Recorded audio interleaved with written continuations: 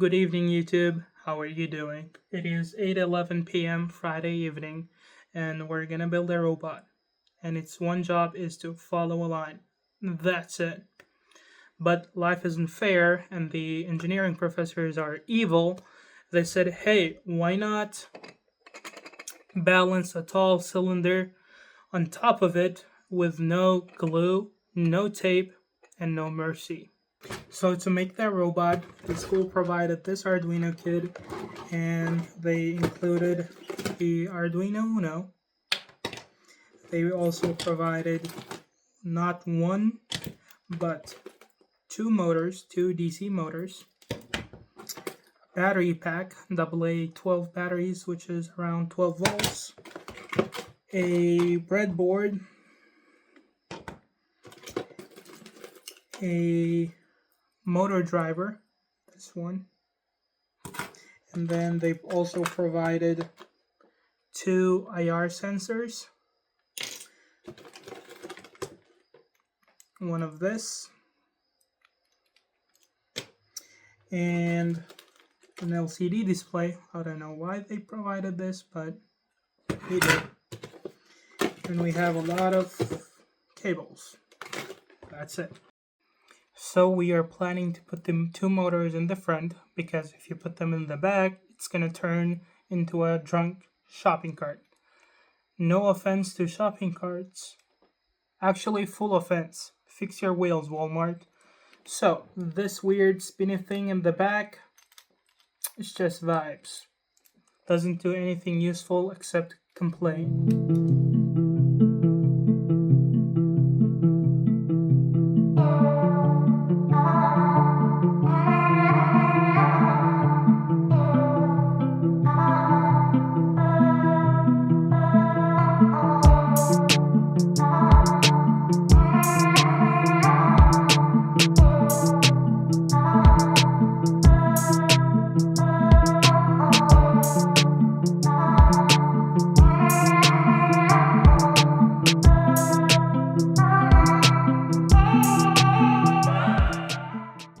So after absolutely destroying my sleep schedule doing 3D modeling at midnight, I decided it was time to bring this thing to life. So naturally, I go to my university's 3D printing lab. Now listen, this is not a bamboo lab. This printer does not move fast. This printer moves with thoughts and prayers. I upload my very first design, hit print, and it says 25 hours and 56 minutes. 25 hours. At this point, the printer basically adopted my robot. I'm like, cool, see you tomorrow, or next week, or graduation. And that's just the main body. The battery holder lid, another 3 hours. Which is insane because that lid's entire job is to sit there and judge me. Fast forward 26 hours later, I came back, and honestly, I've never felt more proud of a piece of plastic in my life. Like, yeah, sure, it's not perfect. The tolerances are questionable. Some holes are aspirational, but this is my very first design, and it's actually printed. No spaghetti, no warping, no emotional damage. Huge W. So once the battery lid was on and everything actually fit, I had a brief moment of silence, because that never happens. Then came the supports, and let me tell you, removing 3D printing supports is basically reverse therapy. It's just you, a pair of pliers, and anger. After that, things finally started feeling real. Caster wheel goes on in the back, still useless, still just vibes.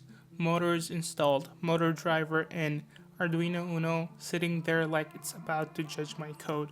IR sensors mounted and ready to see absolutely nothing on the first try. And finally, batteries in. At this point, it's no longer a project, it's a device. And this is how it looks. Now obviously, before letting it touch a line, we had to do the most important engineering test. Does it drift? So I gently push it by hand, and suddenly we're in Tokyo Drift mode.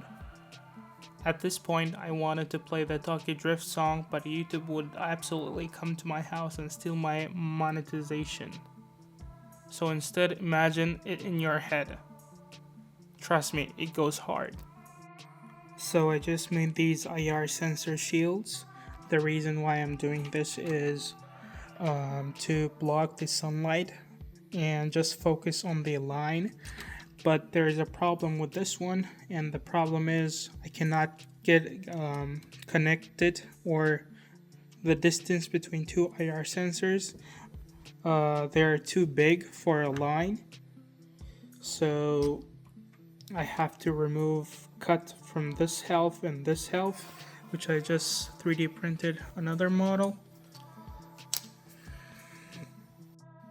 So now they can be as close as possible. As you can see from the sensors, they are super close to each other.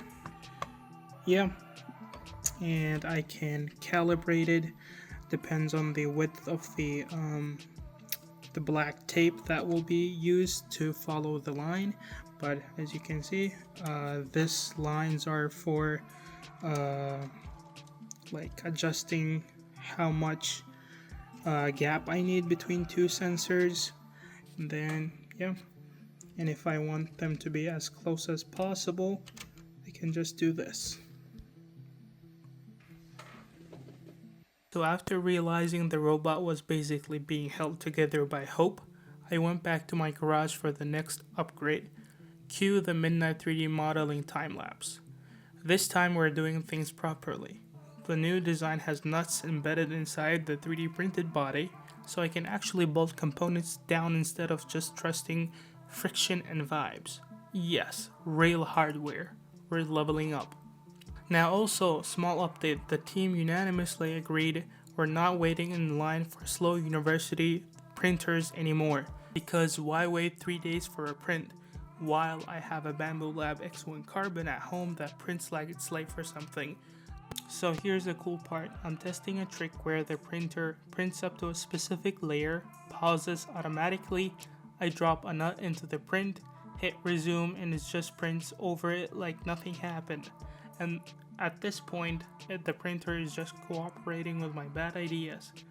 And when it finishes, boom, there's a nut trapped inside the plastic, perfectly aligned, which means I can now bolt anything to this part, securely, cleanly, professionally. And yes, before you say it, these nuts are now structurally integrated into the design. This is not a joke, this is mechanical engineering. This is the new body design printing, same robot but smarter. This version has holes specifically designed to trap nuts inside, so I can actually bolt things down like a civilized engineer. No more friction-based optimism.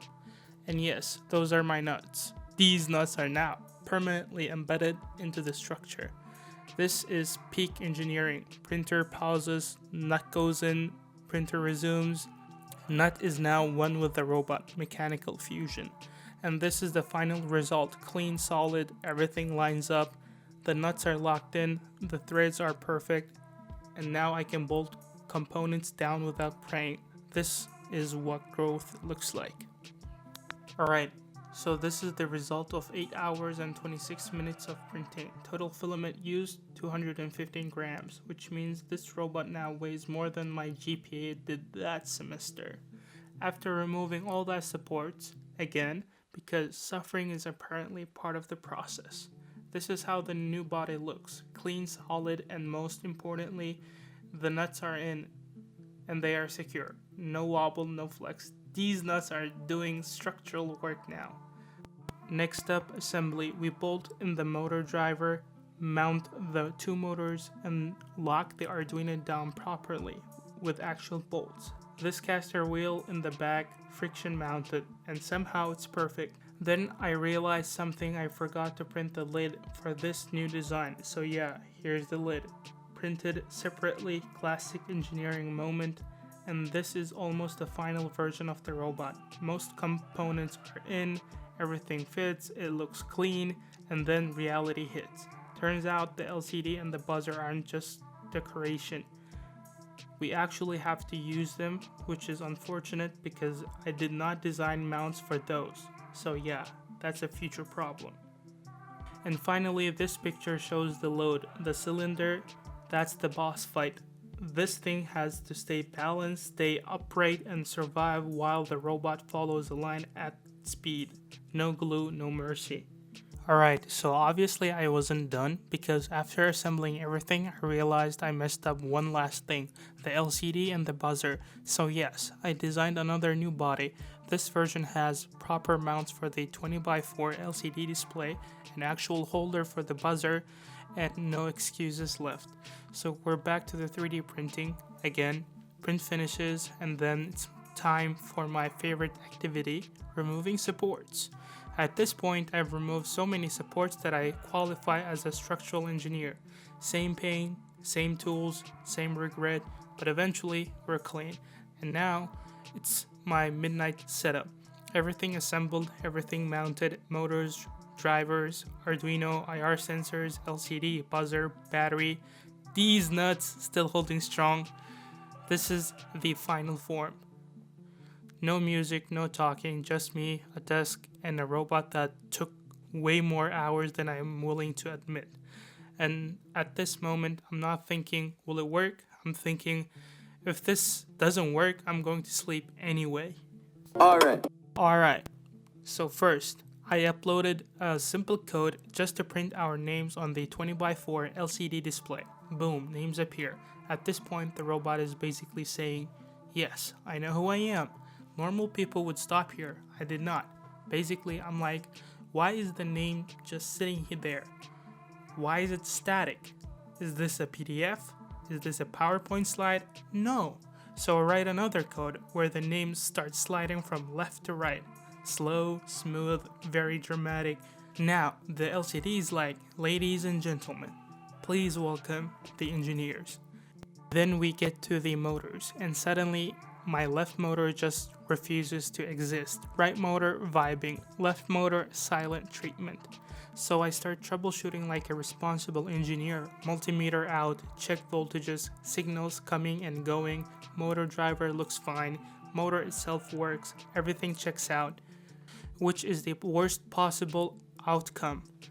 After way too long staring at the code, I finally realized the problem. The tone and no tone functions. Yeah, those functions mess with the pin 3, which just happened to be connected to my left motor control pin.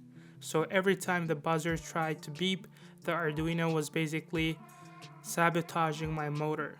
So I scrapped the tone completely. Instead, I just send a PWM signal from pin 11 directly to the buzzer.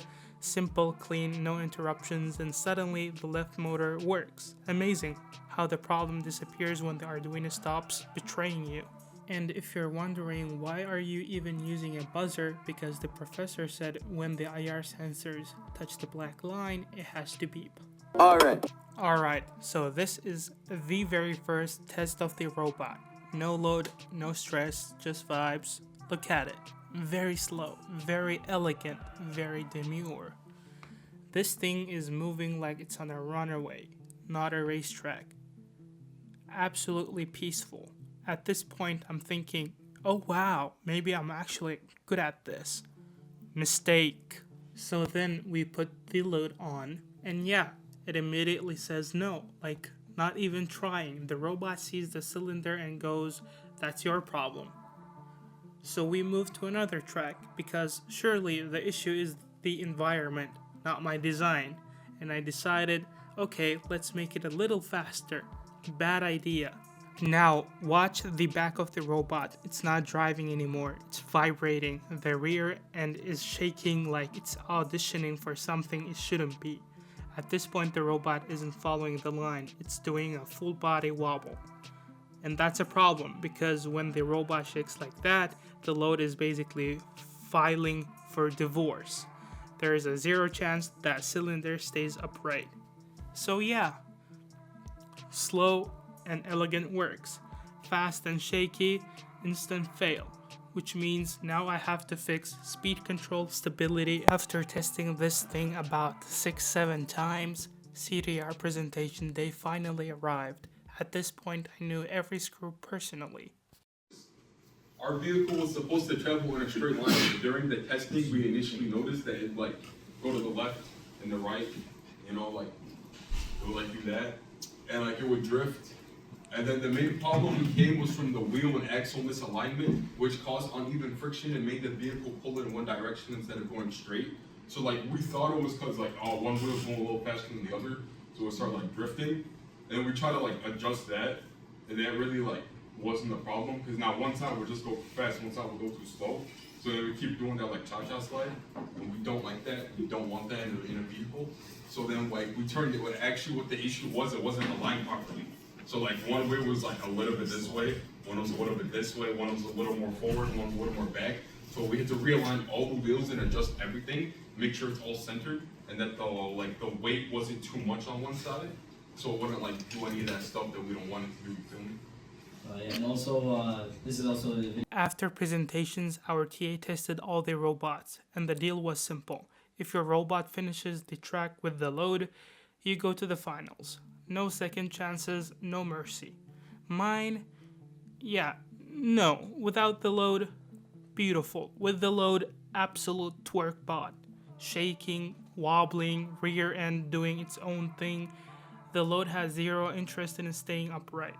So to everyone who made it to the finals, congrats, seriously, you earned it. And the rest of us who didn't make it, life goes on and on and on and on and on and and honestly, this competition had a lot of luck involved. Most of the IR sensors were inconsistent. Batteries were provided for testing. We had to bring our own.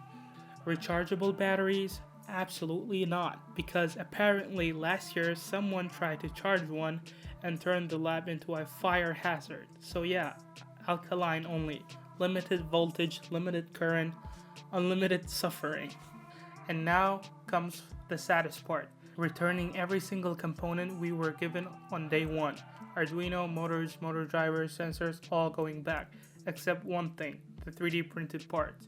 Those are coming home with me, because even if the robot didn't make finals, the learning did.